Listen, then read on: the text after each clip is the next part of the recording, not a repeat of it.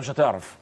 يعني مين هيبقى تاني مثلا انت بوركينا فاسو عاملين مباراه الفتره الاخيره مباراه كويسه جدا، مستوى كويس قوي. موريتانيا فيها لعيبه كويسه قوي عندهم نهضه كبيره جدا. عندهم رئيس اتحاد قوي جدا في القاره الافريقيه، عاملين شغل في الفتره الاخيره بالزبط. بشكل مميز جدا كمنتخب يعني. وبرضك انجولا نفس الحكايه، منتخب برضك قوي. طيب المجموعه الرابعه الخامسه تونس مالي جنوب افريقيا ناميبيا. كابتن رمضان اعتقد تونس ومالي مالي وجنوب افريقيا. تونس ممكن ياخد المركز الاول.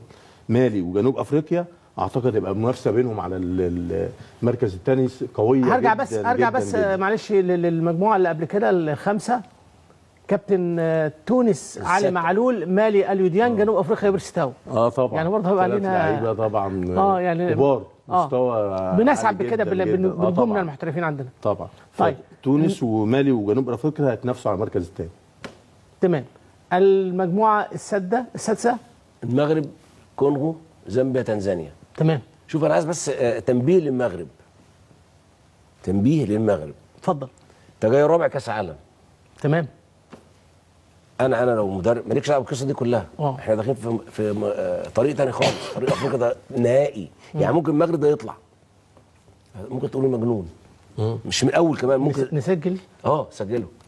شوف يعني بعد الدور الثاني ممكن المغرب يطلع لو اعتمد على اللعيبه ان انا رابع كاس عالم، ولا يعتمد على البريق اللي عمله في الفتره الاخيره. هو عنده لعيبه كبيره جدا وبتلعب في الفرق الاوروبيه يعني ما شاء الله. لكن مش المكان ده بتاع افريقيا لا يعرف كاس عالم ولا يعرف انت مين.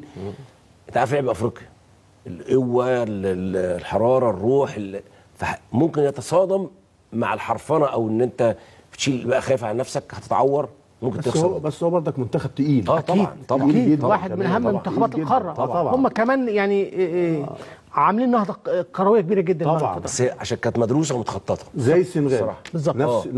نفس الحقيقه الشغل اللي معمول هم مكملين الشغل اللي معمول في الكونغو الديمقراطيه دي فرقه كويسه قوي بس مش متشافه كتير. يعني البطوله اللي فاتت يعني كملت اعتقد لغايه الدور الثمانيه، وممكن تبقى مع المغرب او زامبيا انا ما اعتقدش. طبعا سريعا عشان معايا بعد كده تليفون مهم جدا. منتخبنا الاولمبي النهارده فاز على الاردن 3-1. شايف ان الراجل ده ماشي بخطه ثابته برضه وعامل احتكاك، وبعد كده خلي بالك اوزبكستان. انا اللي عاجبني ايه؟ التفاهم اللي بينهم هما الاثنين، المنتخب الاول والمنتخب الاولمبي. ايوه صح. يعني حتى لما اجي اخد منك لعيبه انت ما تزعلش. مفيش مشكله. لعبوا كويس وحش بيرجعوا تاني مفيش مشكله. فالنغمه دي حلوه ما كانتش موجوده قبل كده عندنا في مصر. رمضان هو كان عنده طلب ان اللعيبه دول ما بيشاركوش اساسي في فرقه، ودي يعني انا عشان نشيد بمكان الحقيقه لازم نقول الحته دي بالذات، لان انا قلت قبل كده ان منتخبات الحقيقه كان مع شوقي غريب او مع هاني رمزي كانوا اللعيبه كانوا نجوم وكان بيلعبوا فرقهم في الدوري المحلي كانوا نجوم. لكن الراجل دوت الحقيقه يعني يمكن النجم اللي كان عنده ابراهيم عادل يعني صعب ربنا يشفيه ان شاء الله باذن الله. لكن الراجل ده مدرب كويس قوي بدليل ان هو بيعمل نتائج ايجابيه باللعيبه اللي موجوده معاه.